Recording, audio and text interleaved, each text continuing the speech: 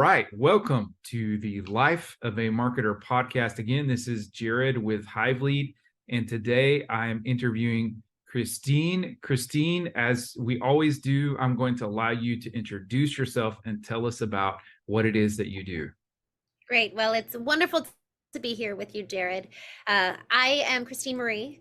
I started my company back in 2019, and over the last 2 years, we have gone through an entire revolution in not only our internal team and our product offerings and services, but we've also cleaned house. We've fired a whole bunch of clients and added a whole bunch of new ones, and it's been such a good evolution that I think every single entrepreneur needs to do. And so what we did was we started out as a full-blown marketing agency, and as I have cultivated my vision for who I want to be as a person, that has infiltrated the way that the business is now run, so that it's so much more in line with what I'm passionate about. And then by way of me knowing, then I attract the right team members, and then we serve the clients in the very best way we can. And it's been a really cool, hard process, but it has lended to, actually, we just went through a rebrand, and we are the knowing agency. And it's that power of knowing that we've really explored in the last 2 years, that we empower our clients to know themselves through a strong brand identity,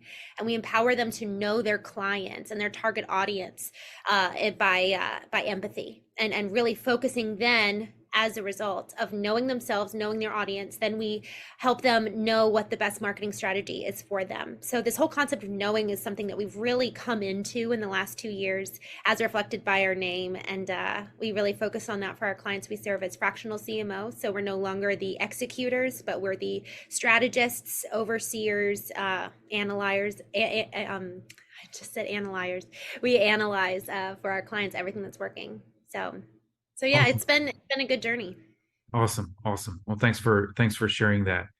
We've had many a fractional CMO on the Life of a Marketer podcast, so it'll be interesting to dive into that concept. All right, so what's the best thing about being in the marketing industry for you?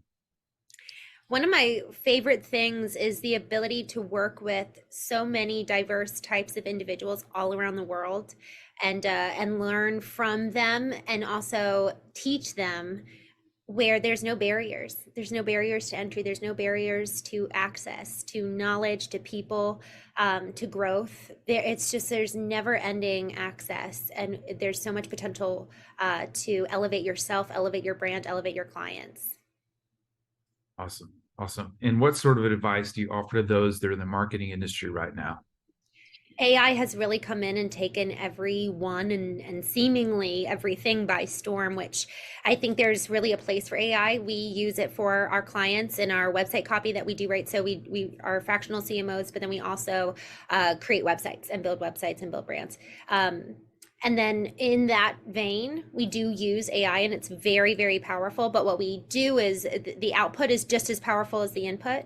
And so we input prompts that are so in alignment with the brand that we have clarified and identified for the client. So the authenticity of the brand is so important to know, and bring in that human perspective to the prompt, to the AI tool, whatever platform you're using, whether it's ChatGPT, Bard, Jasper, etc. There's a whole myriad that you can use, but the authenticity of the brand and the human element is incredibly important to know, to then teach the AI tool. Or if you are going to use, your human copywriters, that's just as good as well. But you have to know the brand, and then you also have to know the customers, so that you can really meet them with empathy. Customers are so driven to make their purchases based on the emotional connection that they have with the brand. So the more the brand is human in their voice, human in the way that they talk, in the way that they act online, the more they can then meet the customer where the customer is at, because people want to buy from people. They want to feel connected with your mission and connected with your values. So in this age of emerging technology, emerging AI systems and tools, I really encourage people to, specifically in the marketing space, to ensure that they're positioning themselves in an authentic manner and meeting their customers with empathy. Awesome. All right, so I want to dive in a little bit about that where you're talking about knowing. Mm-hmm. So how do you go about getting to know, on behalf of your client, getting to know their target persona? What are some tools you use? What's your process for that? Yeah. So, in terms of knowing our clients, we really focus on their values. We dive into their why. Why is this important to you? And peeling back the layers. So, when we go through our value process and really unpacking that, we usually ask why about 10 times until we really get to the underlying reason of why this value is in place, and then that's what we emphasize. We emphasize the heart level of, we're honest. Well, good, everyone's honest. If you say that you're not, that's, that's not a differentiator. And so what's the why? Why is it so important to you to be integrous with everything that you do? And sometimes there's a really meaningful story. When someone was a child, something happened, and that just built this desire for integrity in them that's so deeply rooted, and it traces back to their family of origin. Well, now that's a story. And now that has a value to it that someone else can relate with on an emotional level. And so first, it's really unpacking the value and the why there, and pulling forward the emotion of the why behind the reason for that value.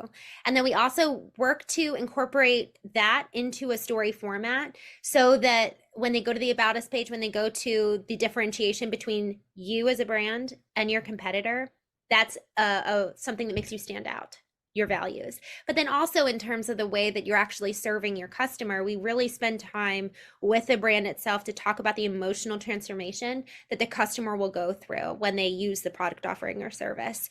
And so we talk about, and this is pulling from Donald Miller. He uses a story brand method, where they position the customer as a hero of the story, and they talk about, when somebody comes to your website, they need to see themselves in what you're doing immediately. You've got 3 to 5 seconds to capture them. And so the more you can help the customer see themselves the second they arrive, rather than having the message and copy on the website or social media be so brand centric, it needs to be customer centric. So there's a finesse there in putting forward the emotional transformation that's going to take place. So if someone is, it's not just a basement waterproofing system or service that you offer, but you're bringing relief to the family and security to their greatest investment. And there's so many layers deep beyond just, this is the service that we provide. So we focus on, what is the emotional transformation that occurs in your customer as a result of using your product offering or service. And then we put that forward and lead with the emotion on the website.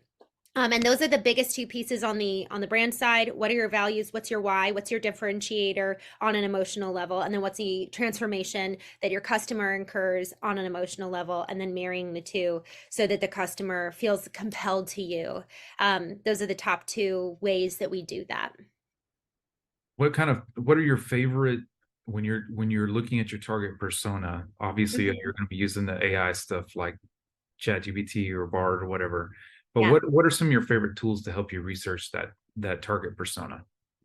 Well, I really like using, this isn't a technology tool per se, but I really enjoy using the Enneagram. It's actually a personality test. It really helps us dig into the psyche of the buyer.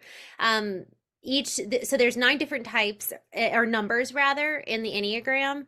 Enneagram. That's how you spell it, in case anyone is interested in your community to research it. But essentially, it helps us understand the motivating key elements of the buyer who's coming based on their buyer history. And so we actually usually will do a survey that we send out to their past customer base, 5 to 8 questions, really, really short. And I mean, we sent out, most recently, we sent out a survey to a list of 5,000. We got over 500 responses. I was surprised. Like, people want to talk about themselves. And so if you position the survey in a way that's engaging and it's not that long, you'll get great feedback. And you want to know from your customers and then build out your avatars based on real data. You can also do programmatic ads that are just asking generic questions, and then you get to know different regions as opposed to other regions, and then compare and contrast. If you're a brick and mortar, what's the difference in this demographic versus this other demographic, and how they buy, how they make purchase decisions.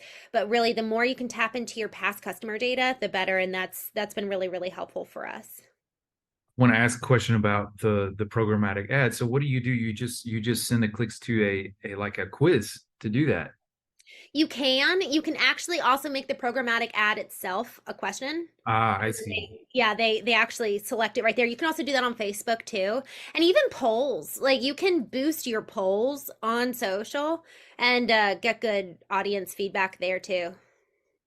Those are some absolutely wonderful tips. Enneagram, I would not have thought of doing that actually, of doing an Enneagram questions, yes, or surveys, or but formatting your questions into the style of an Enneagram to learn what the Enneagram is of most of your buyers. I like that. I think that's pretty good idea. Mm.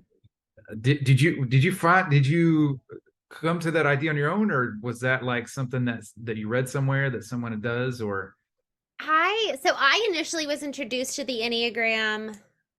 Goodness, I believe it was actually a couple months before I started my business. And then a dear friend of mine, she knew the Enneagram really, really well.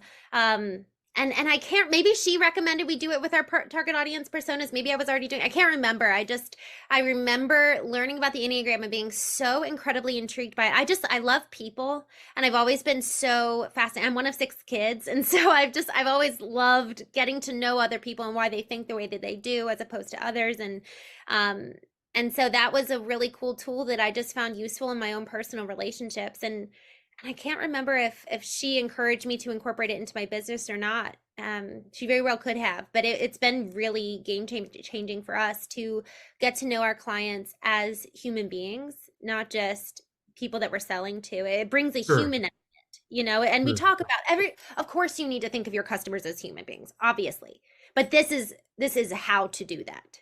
That's been yeah. really Yeah, useful. sometimes I call up customers and just talk with them, Yes, I and love that, but I Jared. never thought to try and ask questions that would put them into the Enneagram. Mm, Maybe I could, based on kind of do that based off the past questions that I've done, but that never occurred to me to do that. So mm, that's a really, really good tip. Not everybody does that. So mm. thanks for sharing that. I hope Yeah, our audience is watching this has enjoyed that tip. good. And then run the programmatic ads. I've Facebook polls and things like that, yes, but I never had thought about doing that with a Yeah. programmatic. So that's interesting as well. So And thanks one for sharing that. Yeah, We're gonna definitely. And one quick thing about programmatic, just so you know, if you don't mind, I did not know this, but programmatic owns 60% of the real estate online. Google owns 40. And that's really important. So if you're only doing Google ads, you're missing out on 60% of your audience. So just wanted to make sure I said that. Yeah, sure, sure. Outside of Google, I mean, there's a ton of ad platforms, Yeah, and native ads are making a comeback as well. So just they are. direct buying, it's going to be probably cheaper, Yeah, and you're going to be able to put it where you want as platforms become more conversion centric, and don't yeah, allow you to do direct targeting. There's only a few platforms that are still allowing that. So yeah. Facebook definitely not one of those. So all right. So we keep our podcast short. So we're gonna keep moving. What other successful people in marketing like yourself would you like to acknowledge that should be on the podcast? I think you would love to hear from Katie Shannon. I actually took her this was the first master class I ever, or mastermind rather, that I ever did. About 3 years ago or 2 years ago, rather. She had a cohort of 5 other people, and it was the very first time in my career where I was surrounded by other entrepreneurs, others who were at a certain level of business that I found to be inspiring. Most people that I'd been around, it was either they were too high that I couldn't access, or I was more of in a mentor role. And so it was the first time where it was truly equal and truly peers, that I could be vulnerable about the state of my business, even personal life. That's the goal. That's the beauty of a mastermind, is that you get support in an integrated fashion. And her methodology is incredibly powerful. And so she's someone that has definitely made an impact for me, on the business and marketing front. And she's a coach, and she works with a number of different individuals across industries. So I think she would add a really interesting element and dynamic, considering your audience of entrepreneurs and marketing acumen. Awesome. Thanks for sharing that. I appreciate that. All right. One question for fun. The final question. Tell me the oldest technology you remember using. Wow, this, I suppose, gives away my age, but I mean, I just loved the dial up. You've got mail from AOL. That Was I didn't use it for marketing purposes, just personal purposes, but that was just very thrilling. I loved that sound. Yeah, I remember that, and it was so slow. It'd take forever So just to fill the page. slow. Yeah, it's like, I don't know, 3 minutes for it to I finally. know. I know. And then if you didn't have mail, it was such a letdown because there was all this anticipation building up and then nothing. Yeah, that's right. That's right. Yeah, I always had growing up, I had a PC in my house because my mom was a computer science teacher in junior high, and she was always playing with stuff. Really? So Yeah. I got to play with at the outs when the internet first started to come on the scene, and I got to play with that on my own and mess with that. And I'll never forget. I tell my kids about you would get the internet through the phone line, and it would make, you had a modem. I try to explain this. They'd look at me like I'm a weirdo. They're like, a what, Dad? Yeah, yeah. What's a modem? Yeah. What's a modem? I don't miss those days now. I like the Or internet. I. It's great. It's so convenient. Um, Likewise. all right. So we're gonna close here. Christene, thanks so much for being on the program once again. Everyone, we release our podcast on Tuesdays and Thursdays at 11 something, right after about 11, usually a few minutes.